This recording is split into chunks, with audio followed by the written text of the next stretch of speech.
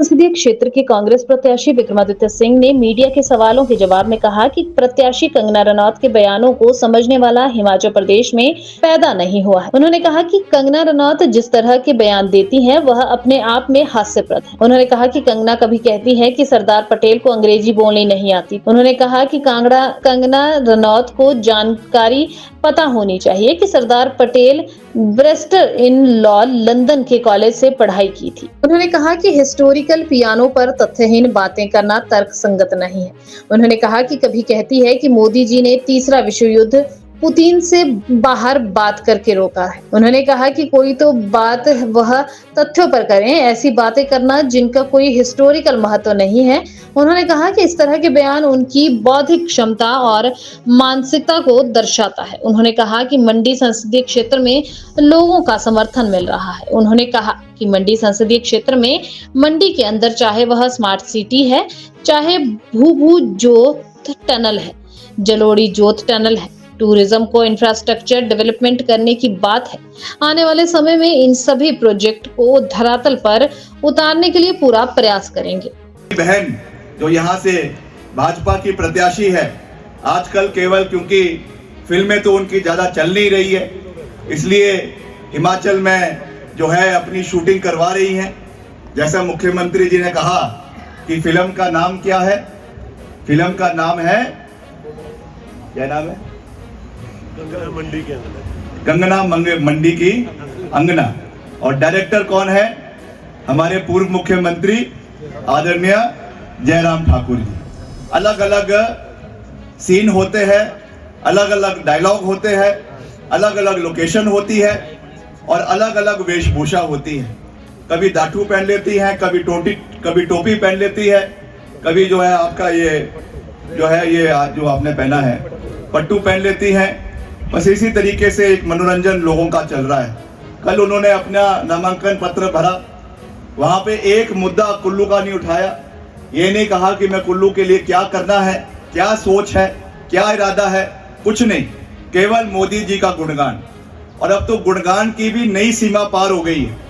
अब बोल रही है कि मोदी जी ने तीसरा विश्व युद्ध रुकवा दिया, कि पुतिन से बात करी, रशिया के राष्ट्रपति से बात करी और कहा कि जो यूक्रेन में आप युद्ध कर रहे हैं उसको रोक दीजिए वरना तीसरा विश्व युद्ध हो जाएगा।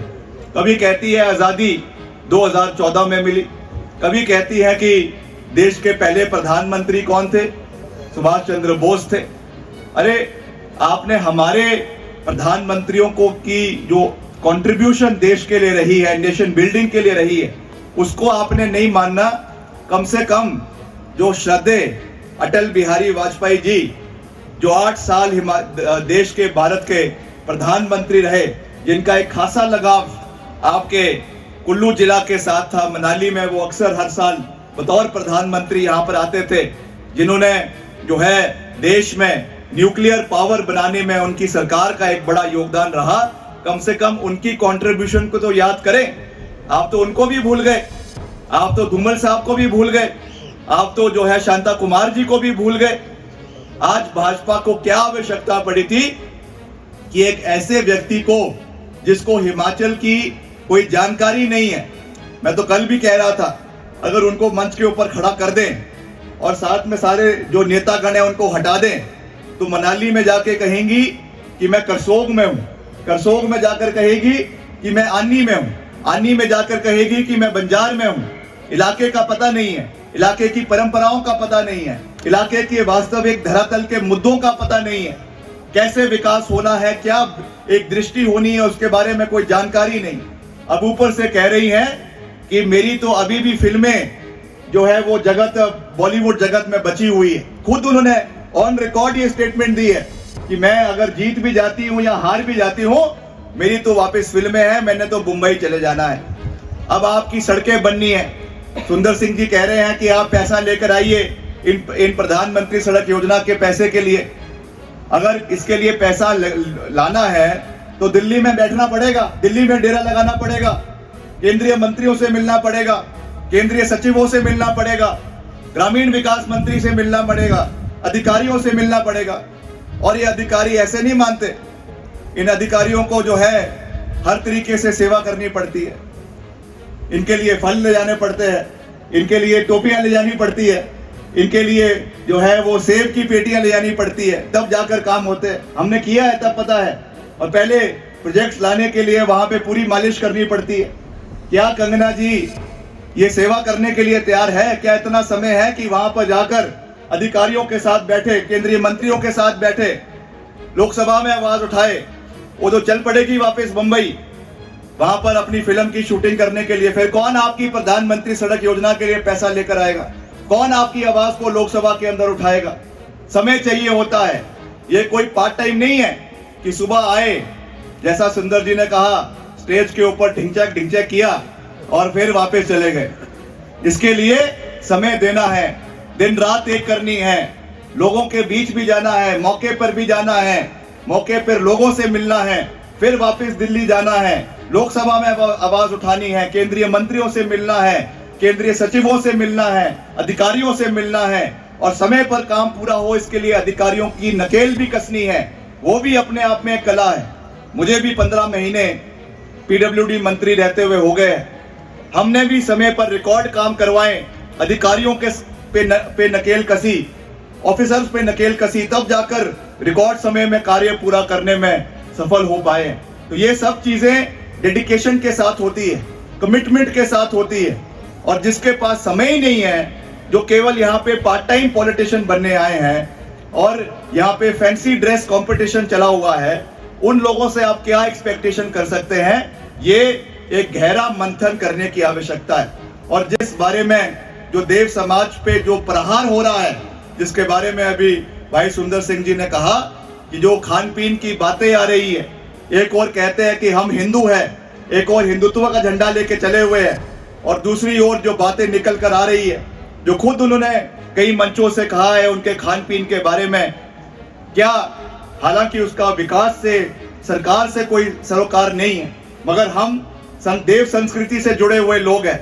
हम इस तरह की चीजें जो आज निकल कर आ रही है, मुझे इस मन से उसके बारे में कहने की आवश्यकता नहीं है। बच्चा इस चीज को जानता है।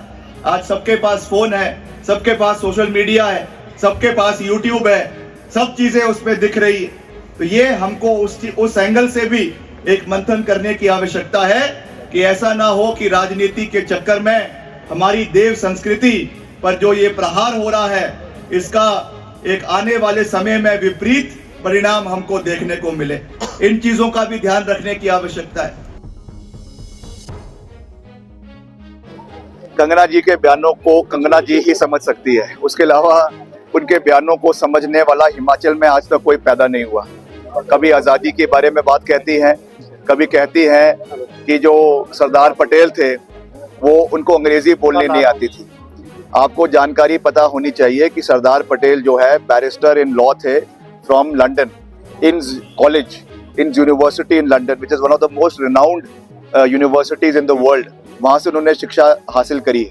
इस तरीके की बयानबाजी करना जो तथ्यहीन है, हिस्टोरिकल, जिनका कोई सिग्निफिकेंस नहीं है, और अब एक नया चीज़ लेकर आ गई कि जो है वर्ल्ड वॉर 3 रोकने में पुतिन ने जो है मोदी जी ने उनकी मदद करी। मतलब कोई तो बात करने की लॉजिक होनी चाहिए। कोई ऐसी बातें करे, मंडी के बारे में बात करे, कुल्लू के बारे में बात करे, यहाँ के विजन के बारे में बात करे, मगर ऐसी बातें करना जिनका कोई सरोकार नहीं है, जिनका कोई हिस्टोरिकल सिग्निफिकेंस नहीं है, ये अपनी जो उनकी मेंटल स्टेट ऑफ माइंड है और उनकी इंटेलेक्चुअल कैपेसिटी है और कैपेबिलिटी है, उसको लोगों के बीच में दर्शाता है।